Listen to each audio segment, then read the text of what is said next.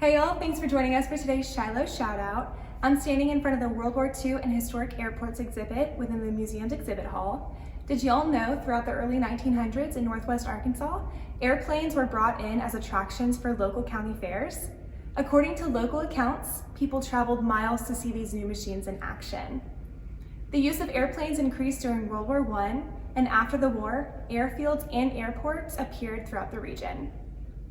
For certain communities in the Arkansas Ozarks, flat, open land needed for a safe takeoff or landing was not always easy to come by.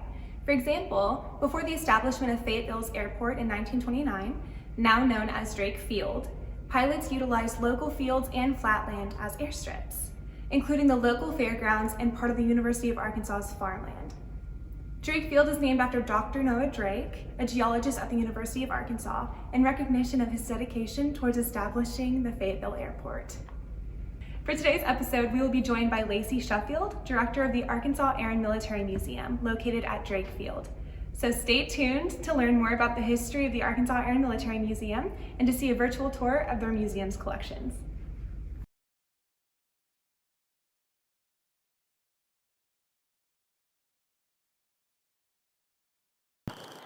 Welcome to the Arkansas Air and Military Museum. My name is LACI. I'm the director here at the museum.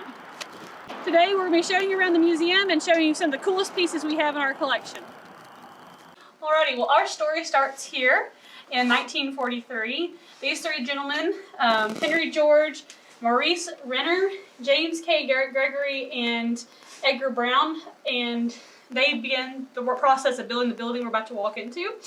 This building was used for World War II training of pilots.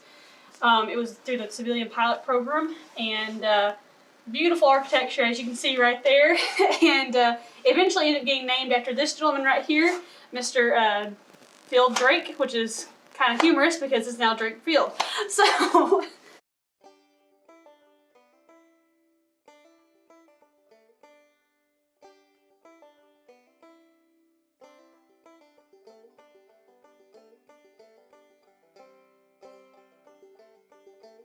Alright, so here at the museum we actually have a lot of hands-on stuff, but not right now during COVID.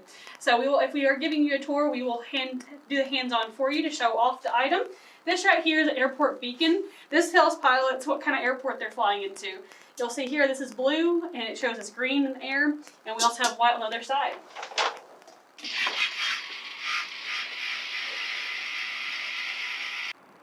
So the hangar that we're currently in is from 1944. This is where you see the picture at the very beginning at the museum of it being built. It took 2 years to build this facility, and it was only open for 3 days for training. They immediately closed it soon after, but now we just have a gorgeous building. This is the oldest aviation building in Arkansas.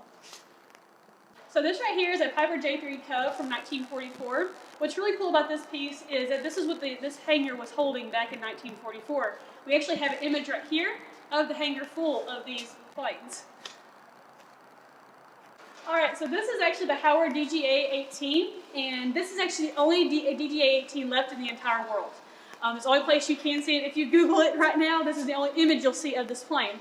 These were used for training here in the U.S. during World War II, and this airplane has actually never left Drake Field. DGA actually got the fun nickname of Dang Good Airplane from the military. And you can actually see an image of it crashed here at Drake Field underneath the plane.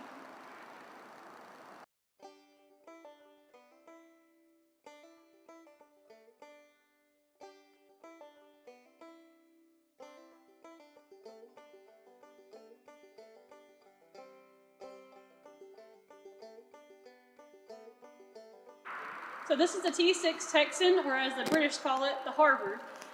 This is actually a staff favorite. We absolutely adore this plane, and this is another trainer from World War II. This was used on the decks of aircraft carriers. So up above me, you'll see something called a gyrocopter. This thing would actually fly if we wanted it to. It's a little bit of feat of science. It's not necessarily a helicopter, but it's not necessarily a plane. It pushes you up down the runway, and eventually the drag causes that top spinner to start spinning and lift you up. So this right here is a Pete and Pole air camper. These were popularized during the Great Depression as things that you could pretty much build out of anything laying around the barnyard. If you look real closely, that is a Model A engine. for a truck. We actually have that truck right over there. So we'll check that out here in a second. Alrighty, so this right here is our Stinson Jr. This is one of 27 of these planes left in the entire world. It's really cool though because this truck and this plane are only about 2 years age difference, so it kind of gives you a technology compared and contrast here. So this right here is Sam Walton's first airplane. Some people have probably seen the copy of this that the Waltons moved from different locations in their home office, but right here is the real deal. This is what he used to travel with vendors and plan out new locations for Walmarts. He has also known to take his dog up to fly too. Right above me is a Curve-Stripe pusher. This is one of 2 left in the world. We have one, the Smithsonian has the other. This plane, of course, does not have any canvas on it, and that's actually a project we're going to start this summer. This summer we're actually pairing up with NWAC to start teaching high school students how to start canvassing planes and building aircraft.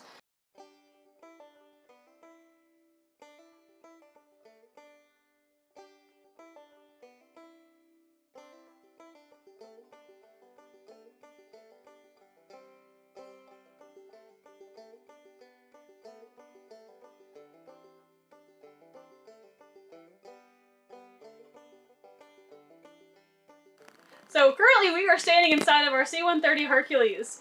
This piece of aircraft is the longest produced military aircraft in our history. And here in Arkansas we actually had the most of the C-130s than anywhere else in the entire United States. Our Arkansas has actually gotten the nickname of Herc Nation because of that. This bad boy here can actually carry up to 49,000 pounds, not including its own weight.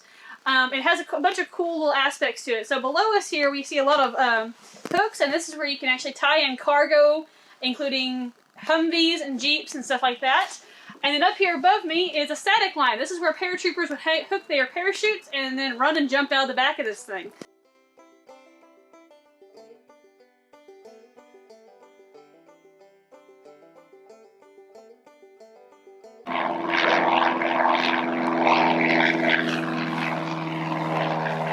As you can tell, this is a pretty active strip here.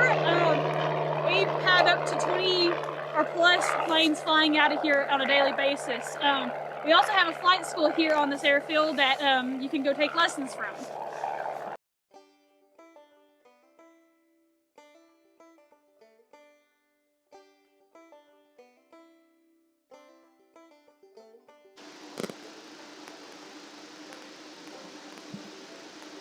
So this behemoth of a helicopter here behind me is a Shawnee Workhorse or a Flying Banana. That is actually a real word and term for this helicopter behind me here. Believe it or not, this is the only Flying Banana C version left in the entire world that functions. It was restored by Max Hall in Springdale, Arkansas, and flown here in 2014. So here at the military half of our museum, we have a really cool exhibit here. This is actually every Jeep that the military has used from World War I till today. We actually even have a Humvee. We're currently restoring that, so it won't be on display for a couple more months, but we do have it. So welcome to our third building. This building was used as a plane terminal for the company Skyways. Many locals will probably recognize that name. It was a puddle jumping company here in Fayetteville that was based, and they just did flights from here to Little Rock or here to Kansas City, just really short, easy flights. This now is currently our exhibit hall. This is where we keep uniforms, guns, and everything else. This building currently is closed because, as you can tell, we're doing a little bit of renovation here. But by Warbird Weekend in April, this should be reopened.